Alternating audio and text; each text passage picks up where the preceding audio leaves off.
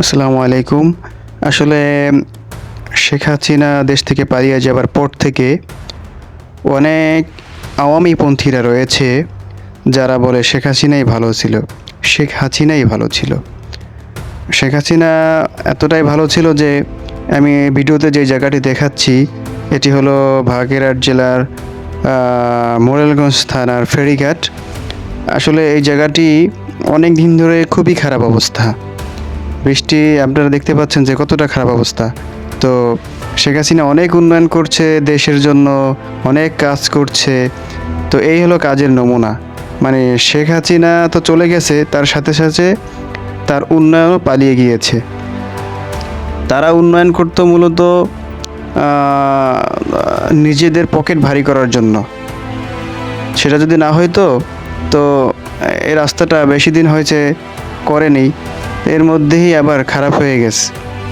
এখানে যখন এই গাড়ি ওঠে খুবই খারাপ অবস্থা। সামনের দিকে আমি যখন আগাচ্ছিলাম যে ফেরি এইখানে, ওই আমার মনে হচ্ছে কয়েকদিন পর পর অনেক পানি ওঠে এখানে। অনেকে যারা চিনেন তারা দেখে থাকবেন যে যখন জোয়ারের পানিটা বাড়ে তখন রাস্তার উপর দিয়ে পানি চলে যায়। তো এটা হলো শেখ হাসিনার একটা নমুনা যে সে কতটা টেকসই উন্নয়ন করছে। যতটুকু উন্নয়ন ছিল হাসিনার সেটা ছিল নিজেদের পকেট ভারী করার জন্য। তো এরকম সে বলা যায় যে প্লাস্টিকের উন্নয়ন, চায়না উন্নয়ন। ওই চায়না যেভাবে কাজ নকল করে বা চায়না অনেক বাজারে মালামাল পেয়ে থাকে অনেকে, যে চায়না সব থেকে নকল। তো শেখ হাসিনার উন্নয়নগুলো সবই ছিল নকল উন্নয়ন। আমি এরপরে যে আরেকটা ভিডিও আমি দেখাচ্ছি যে একটা স্থান, এটা হলো খুলনার বাইপাস রোড। এই রোডটা অনেক দিন ধরে খারাপ। তো এখানে আমি যখন ভিডিও করছি তখন পানি ছিল না। আসলে এখানে বড় বড় খাদ আছে।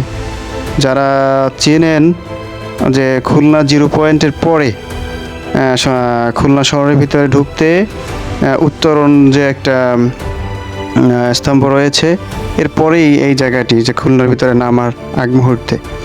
তো এখানেও খুব খারাপ অবস্থা। বাস এমন হয়ে যায় যে এখানে যখন পানি থাকলে হয়তো বুঝতে পারতেন, তারপরও কিছুটা বুঝতে পারবেন যে কী অবস্থা, কত বড় বড় খাদ, বিশাল বিশাল খাল হয়ে আছে। তো উন্নয়ন এই খুলনাতে যারা ছিল উন্নয়নের দায়িত্বে সরকারের আওয়ামীপন্থীরা, তারা যেতটুকু উন্নয়ন করেছে সবটুকুই ছিল নিজেদের পকেট ভারী করার জন্য।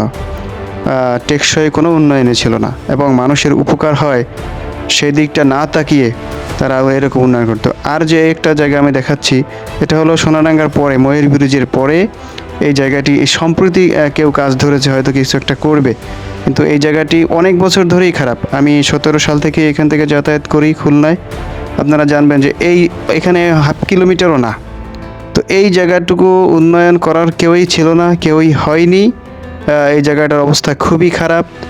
আমার মনে হয় মাঝে মাঝে যেটুকু হয় ইট টিট দেয় অনেকে এনে, তাও মনে হয় বাস মালিক অথবা এখানের স্থানীয় মানুষেরা যারা বাস চালায়, এই বাস মালিক সমিতিরা হয়তো এটুকু করে।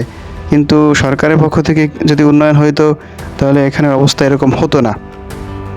যখনই এখান থেকে বাস চলাচল করে তখনই বাস ড্রাইভাররা দরজা জানলা বন্ধ করে দেয় ধুলের জন্য। এখন বৃষ্টি পড়ছে হয়তো এই জন্য ধুলাবালি নেই, কিন্তু খাদগুলো রয়ে গেছে। এখানে আপনার সামনে এগুলোই দেখবেন যে কত বড় বড় খাদ আছে। সম্প্রতি তারা কাজ ধরছে, কোন সংস্থা বা কারা করছে আমি জানি না। তবে এখন কাজ হচ্ছে সরকার পতনের পরে। তো যে যেখানেই আছে বা সারা দেশে উন্নয়ন, সবটুকু উন্নয়ন মানুষের কল্যাণের থেকেও আওয়ামী লীগের পকেট ভারী করার জন্য উন্নয়ন ছিল। মানুষের উপকারের দিকটার থেকে আওয়ামী লীগের পকেট ভারীর জন্য উন্নয়ন ছিল বেশি। তাই যদি হতো মানুষের জন্য উন্নয়ন, তাহলে যে বঙ্গবন্ধু টানেল, সে টানেলে লস, প্রতি বছর লস, অনেক টাকা লস হচ্ছে সেই টানেল থেকে। এবং মানুষ লোক দেখানো কিছু বিদ্যুৎ কেন্দ্র আছে, ক্যাপাসিটি চার্জ হিসেবে কোটি কোটি টাকা সরকারকে দিতে হয়, যা মানুষের বিদ্যুৎ উৎপাদন হয় না, অথচ টাকা দিতে হয়, সেই আদানি গ্রুপ আছে তাদেরকে। তো এই ছিল সরকারের উন্নয়ন, যে এই, উন্নয়ন, অনেকে উন্নয়নের জন্য আফসোস করে, আরে হাসিনা খুব উন্নয়ন করে গেছে। এই হলো হাসিনার আরেকটা বিষয় হলো মেট্রো রেল। মেট্রো রেল ছিল, মেট্রো রেলের অনেকে অনেকে হয়তো জানেন যে মেট্রো রেলের রাবার খুলে গেছে। আচ্ছা, মেট্রো রেলের নিচে রাবার দেয়া থাকে। ওই মেট্রো রেলের যে স্থাপনা, যে ব্রিজ, যেটা যাই বলেন না কেন। তো এই হলো উন্নয়ন, খুবই নিম্নমানের। যখনই কাজ করছে তখনই এটা নিয়ে প্রশ্ন ছিল যে এটা খুবই খারাপ মানের, তখন কোনো পদক্ষেপ নেয়নি। তড়িঘড়ি করে কাজ শেষ করা এবং কোনো পরিকল্পনা ছাড়া মানুষের উপকারে আসবে কিনা, বা এই সব উন্নয়ন মানুষের জন্য কল্যাণকর হবে কিনা, অথবা দেশের জন্য ব্যয় হবে কিনা,